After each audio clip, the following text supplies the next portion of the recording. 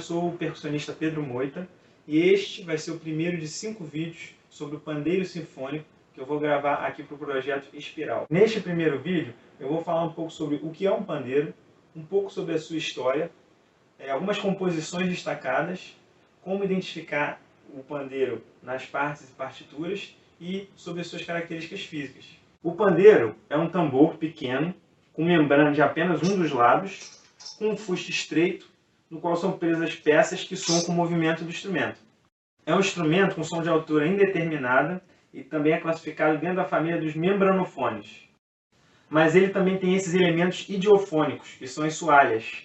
Então, por isso, muitas vezes se diz que ele é um membrano idiofone. Dentro do grupo dos membranofones, ele faz parte de um subgrupo que se chama em inglês de frame drums, ou em alemão de Hammertrommer. A gente não tem uma tradução perfeita para o português desse termo, mas seria algo como tambor de moldura ou tambor de quadro. Uma sugestão interessante é a do Mário Frungillo, no seu dicionário de percussão, que chama de tamborete. Os frame drums são instrumentos cuja a profundidade do fuste não excede o raio da membrana. O pandeiro é um instrumento muito antigo.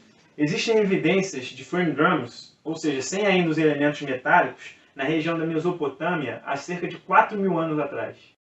Provavelmente o pandeiro surgiu na região que hoje conhecemos como Oriente Médio, mas é difícil dizer exatamente a região. Se especula que ele tenha surgido a partir de objetos com outra finalidade, como uma peneira de grãos ou uma bandeja de couro, por exemplo. Em alguns idiomas, inclusive antigos, as palavras pandeiro e bandeja têm o mesmo significado ou origem. No espanhol, por exemplo, existe registro antigo da palavra pandeiro, sem o i, com o sentido de bandeja, mas que com o tempo se perdeu. Além de o pandeiro ser um instrumento muito antigo, ele também é tradicional de várias culturas de lugares muito diferentes até os dias de hoje. Existem tipos de pandeiros diferentes, tradicionais, por exemplo, na Índia, Paquistão, Egito, Turquia, Itália, Espanha, Portugal e aqui no Brasil, como muita gente conhece. Em cada um desses lugares existem pandeiros com muitas décadas ou até séculos de tradição e com características e maneiras de tocar específicas. Na Itália, por exemplo, existem vários tipos de pandeiros tradicionais, de regiões diferentes e com modelos e técnicas diferentes também. Mas o pandeiro que a gente vai abordar aqui é o que se chama de pandeiro sinfônico ou pandeiro estilo sinfônico.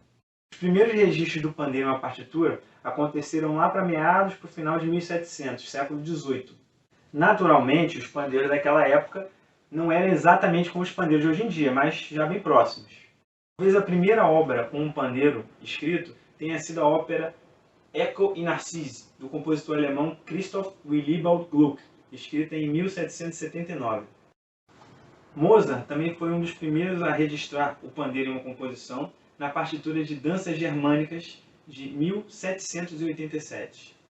Mas foi só no século seguinte, século XIX, que o pandeiro se fixou no repertório orquestral, principalmente como referência de música espanhola ou cigana.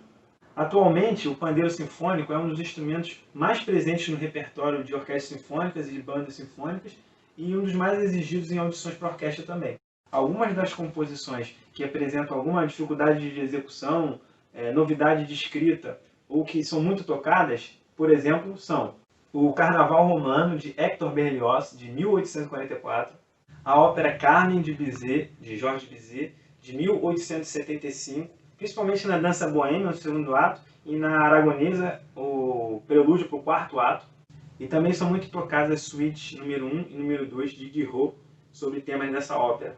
Scheherazade, de Rimsky-Korsakov, de 1888, na abertura Carnaval, de Antonin Dvořák, de 1891, o balé O Quebra-Nozes, de Tchaikovsky, de 1892, principalmente no segundo ato, em Dança Árabe e Trepak.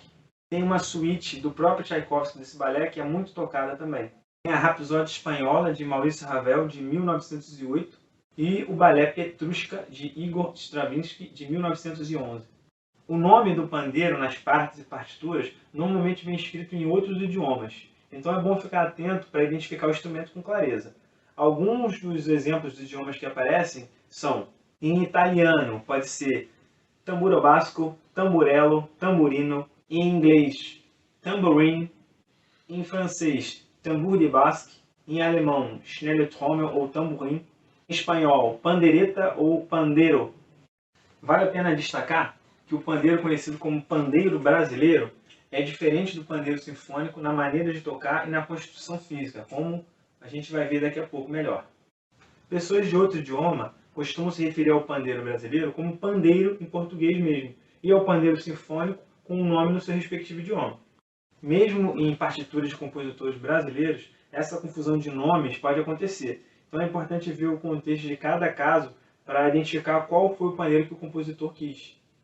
Uma confusão clássica que acontece também é entre o tambor provençal e o pandeiro sinfônico.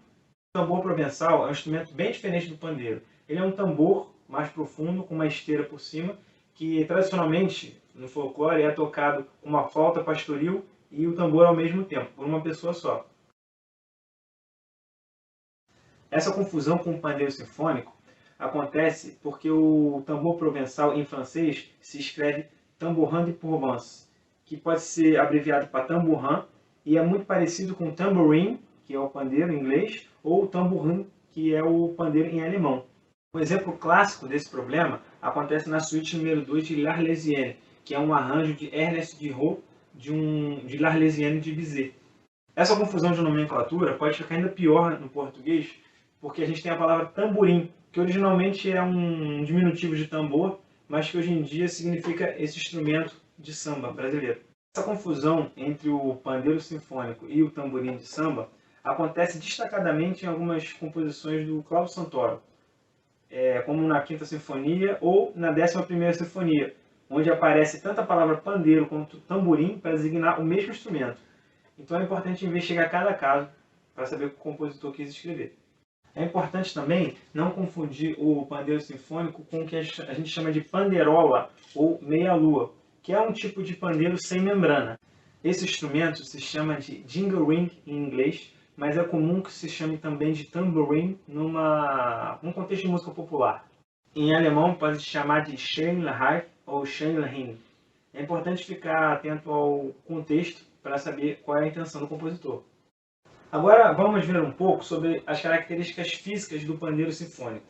Seus componentes essenciais são o fuste, corpo ou casco do instrumento, que é essa região daqui, a membrana, que é a pele do instrumento, membrana ou pele, e as soalhas ou platinelas. Como eu falei anteriormente, o pandeiro sinfônico é diferente fisicamente do que se conhece como pandeiro brasileiro ou pandeiro de choro de samba, apesar de que não é o único pandeiro tocado no Brasil tradicionalmente. Ambos os pandeiros têm os mesmos componentes essenciais, membrana, fuste e soalhas, mas o pandeiro brasileiro tem esse mecanismo de afinação, normalmente, que permite ajustar a tensão da membrana. O pandeiro sinfônico quase nunca tem esse mecanismo de afinação, e a membrana é presa diretamente no fuste por tarraxas ou colada diretamente. Por isso, é preciso usar o calor para ajustar a tensão da membrana do pandeiro sinfônico. Normalmente, você pode colocar o pandeiro numa luz quente alguns minutos antes de começar a tocar. Outra diferença considerável é que no pandeiro sinfônico, as soalhas têm a forma convexa.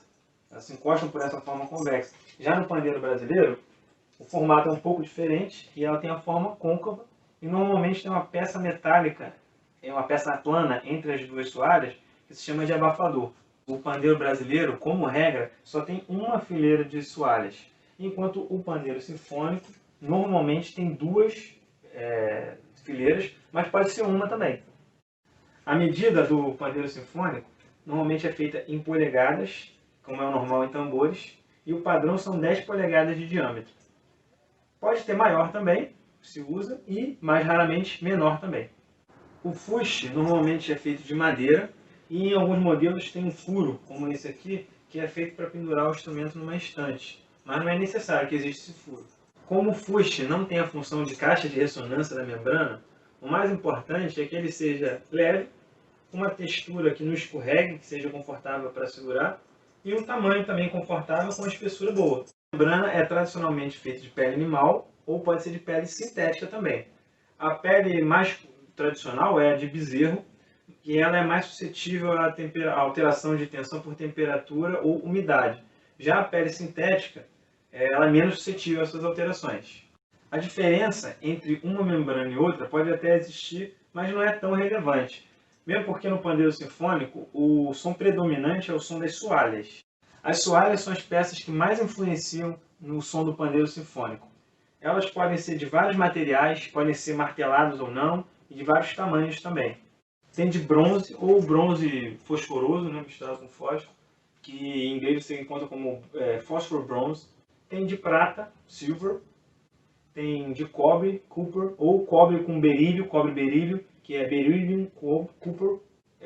Tem o cromo, chromium. Tem o latão, que é uma mistura de cobre e zinco, que em inglês é brass. Normalmente são mais baratos.